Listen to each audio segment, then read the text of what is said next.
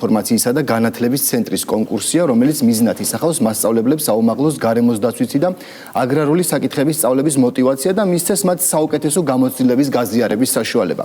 კონკურსში მონაწილეობა შეუძლია დაწყებითი საფეხურის ნებისმიერ პედაგოგს და ასევე საბავშვო ბაღის აღზრდელ პედაგოგს, რომლებიც ჩართულები არიან საგანმანათლებლო დაწესებულებებში და მათი ძირითადი მიმართულება არის სწორედ გარემოს დაცვითი საკითხების სწავლება.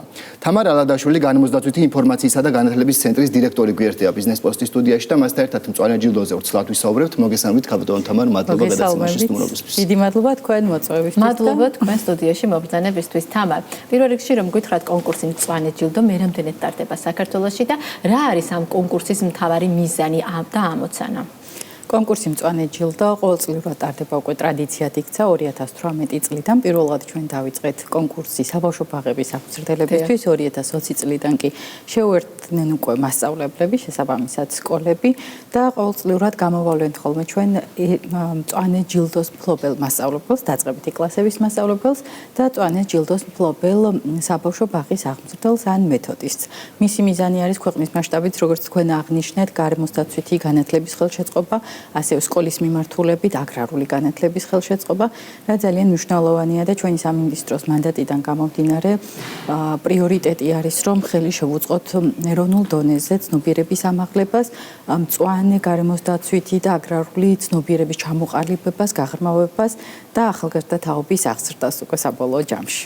საინტერესოა, რამდენად მაღალია ინტერესი თავად მასწავლებლების მხრიდან და ამ ეტაპზე რამდენმა მასწავლებელმა გამორთქვა სურვილი, რომ ჩართულიყო აღნიშნულ კონკურსში, აღნიშნულ ჯილდოში მიიღო მონაწილეობა. საკმაოდ ბევრი არის განაცხადი უკვე შემოსული, მაგრამ დღის ბოლომდე ვიცით, რომ გაიზრდება, ბევრად გაიზრდება და ამიტომ რიცხვს არ დავასახელებ, იმიტომ რომ ბოლო დღეებში ყოველთვის მაღალი არის ხოლმე აქტიურობა და ჯერ კიდევ რეკავენ და ველოდებით ბევრ განაცხადს. დღის ბოლომდე მიმართავდი ასევე და შევახსენებდი მასწავლებლებს და საბავშვო ბაღების აღმზრდელებს, რომ დღის ბოლომდე ჯერ კიდევ შესაძლებელი არის, რომ გამოგვიგზავნონ თავიანთი განაცხადები და თან დაურთონ თუნდაც ფოტო და ვიდეო მასალა, რომელიც ასახავს მათ საქმიანობას გარემოს დაცვითი და აგრარული მიმართულებით, როგორც სასკოლო, ისე საბავშვო ბაღების მიმართულებით. აი, ძალიან საინტერესო, ჩვენ ვცდილობთ ხოლმე რომ ასე ვთქვათ, ჩავშალოთ და დედაქალაქიდან უფრო არის მომართვიანობა თუ რეგიონებიდან. აი, რეგიონებიდან რამდენად აქტიურობენ მასწავლებლები და როგორი არის იქ ინტერესი, თუნდაც ამ ჯილდოს მიმართ და ასევე გარემოს დაცვითი საკითხების მიმართ ბუნებრივია.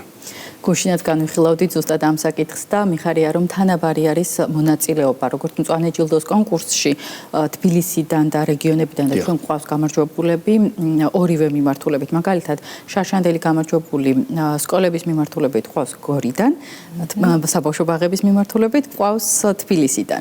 თუმცა წინა წლებში ცოტა სხვანაირად იყო. გადანაწილებული არის და ნამდვილად თანაბარი არის და მიხარია რომ გვაქვს შესაძლებლობა მთელი ქვეყანა დავფაროთ ამ მიმართულებით, ასევე ვიტყოდი ახალგაზრდული პროგრამების მიმართულებითაც, მაგალითად, ჩვენ გვაქვს ძალიან ბევრი საგანმანათლებლო შემეცნებითი პროგრამა მე-11-12 კლასის მოსწავლეებისთვის და როდესაც სტატისტიკურ ანალიზს ვაკეთებთ ხოლმე, თითქმის თანაბარი არის მონაწილეობა თბილისიდან და რეგიონებიდან, რაც ძალიან გვახარებს ჩვენ. თამარ, რამდენად მნიშვნელოვანია აღსაზრდებისათვის ის ცოდნა, რასაც კონკურსის მონაწილე პედაგოგები შემდეგ მათ მისცემენ? ჩვენი გადმოსახედიდან რა თქმა უნდა მნიშვნელოვანი არის და თვითონ პროგრამის შემუშავებაში ყოველთვის ჩართულები არიან ხოლმე შესაბამისი ექსპერტები, პირები. იგივე მაგალითად ვიტყოდი საბავშვო ბაღების პროგრამის სკოლამდელი გარემოს დაცვითი განათლების პროგრამის შემუშავება, როდესაც მიმდინარეობდა, ჩართულები იყვნენ განათლების ექსპერტები, განათლების სამინისტროს წარმომადგენლები და თვითონ აღზრდელ მეთოდისტები. იგივე შემიძლია ვთქვა უკვე სასკოლო მიმართულებითაც და ყოველთვის ვეყრდნობით ხოლმე მათ გამოცდილებას, რეკომენდაციებს საბავშვო ბაღების მიმართულებით ვიტყოდი მაგალითად, რომ სწორედ საბავშვო ბაღების აღმზრდელების რეკომენდაციების გათვალისწინებით ჩვენ დავამატეთ მათთვის სახელმძღვანელოს უკვე კლიმატის ცვლილების თემა. და მოვამზადეთ შესაბამისი თამაში, ასე ვთქვათ, სამაგიდი თამაში, რომელსაც იყენებენ აქტიურად უკვე ბავშვებთან სწავლებისას. იგივე არის უკვე სასკოლო მიმართულებითაც. ამიტომ მაქსიმალურად ვცდილობთ ხოლმე, რომ ის საგნები, ის საკითხები, რომელიც შესაძლებელი არის, რომ ადაპტირებული იყოს როგორც საბავშვო, ისე სასკოლო სივრცეში სწავლებისთვის, მოხდეს მათი შესაბამისი ადაპტირება და მორგება უკვე სახელმძღვანელოების და აქტივობების გათვალისწინებით. მაგალითად, სკოლის სახელმძღვანელოს მიხედვით, რომელიც გადაეცემათ ჩვენგან საჩუქრად უკვე იმ მასწავლებლებს, რომლებსაც ტრენინგს გაივლიან ხოლმე გარემოს დაცვითი და აგრარული განათლება სკოლაში, ეს არის 20 საათიანი ტრენინგი. იქ თვითონ აქტივობას პროექტს აქვს მითითებული, რომელ საგანში შეიძლება დაინტეგრირონ მათ ესე თუ ის აქტივობა. მათ შორის თვითონ აქტივობა გათვლილი არის არა მარტო ერთ საგანზე, არამედ რამდენიმე საგანზე და ერთ-ერთი მთავარი მიზანი არის, რომ საგანთა შორის მოხდეს უკვე ინტეგრირება და თანამშრომლობა. მასწავლებელმა შეძლონ უკვე სხვადასხვა საგანში და ეს არ იყოს რომელიმე კონკრეტული საგნისთვის გამიზნული აქტივობა.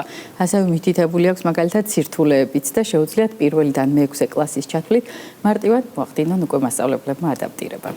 კი ბატონო, საინტერესოა, რა კრიტერიუმებით ხდება გამარჯვებულის გამოვლენა, ასევე ვინ არიან ჟიურის წევრები, როგორია მათი კვალიფიკაცია? მას გამარჯვებულის გამოსავლენად, რა თქმა უნდა, არსებობს შესაბამისი კომისია, რომელიც შედგება ხოლმე როგორც ჩვენი სამინისტროს, განათლების სამინისტროს, დამოუკიდებელი ექსპერტების და არასამთავრობო ორგანიზაციების წარმომადგენლების მხრიდან, რომლებიც გარემოსდაცვითი და აგრარული განათლების მიმართულებით მუშაობენ. მთავარი კრიტერიუმები არის, რა თქმა უნდა, ის სასწავლო მეთოდები, რომელსაც ისინი იყენებენ გარემოსდაცვითი და აგრარული საკითხების დანერგვის კუთხით. რა თქმა უნდა, მნიშვნელოვანი არის მოსწავლეების ჩართულობა, მაგრამ მათთან ერთად განსაკუთრებით მნიშვნელოვანი არის მათი მშობლების ადგილობრივი თემის, სხვა სკოლების და მასწავლებლების ჩართულობა. იგივე მაგალითად თუნდაც ეკოკლუბების და აგროკლუბების მუშაობა შესაბამის სკოლებში და მათი მხრიდან აქტიური თანამშრომლობა. თამარ, საინტერესოა წინა წლებში კონკურსის გამარჯვებულები რამდენად თანამშრომლობენ ახლა განათლების ცენტრთან და ასევე რომ გითხრათ მომავალში გაგრძელდება თუ არა ეს პროგრამა. მწვანე ჯილდოს გამარჯვებულები არ აქვს მნიშვნელობა რომელი წლის არიან ჩვენი აქტიური თანამშრომლები, ასე ვთქვათ, ელჩები, რომლებიც წარმოადგენენ როგორც არა მხოლოდ მწვანე ჯილდოს, არამედ ჩვენს ცენტრს და აქტიურად თანამშრომლობთ ჩვენ მათთან და ისინი თანამშრომლობენ ჩვენთან. იგივე მათი მხრიდან უკვე ხორციელდება ხოლმე ახალი ინიციატივები, შემოთავაზებები, რომელსაც ვცდილობთ ჩვენც რომ მაქსიმალურად დავუჭიროთ მხარი და ყოველთვის როცა ჩვენ გვეამაყება, რა თქმა უნდა, ჩვენ მწვანე ჯილდოს გამარჯვებულები და ასევე ძალიან გვახარებს ის ფაქტი, რომ მათ ეამაყებათ, რომ მათთვის არის განსაკუთრებული ჯილდო, იყვნენ მწვანე ჯილდოს მფლობელები. ძალიან დიდი მადლობა თამარ გადაცემაში სტუმრობისთვის. ჩვენ კი მოუწოდოთ მასწავლებლებს და საბავშვო ბაღის აღზრდელებს, რომ დღეს ჯერ კიდევ შეგიძლიათ მიიღოთ მონაწილეობა აღნიშნულ კონკურსში. დღევანდელი ბიზნეს პოსტი ამით დასრულებულია. ჩვენ ერთმანეთს შევხვდებით ხვალ. მადლობა ყურადღებისთვის. ნახვამდის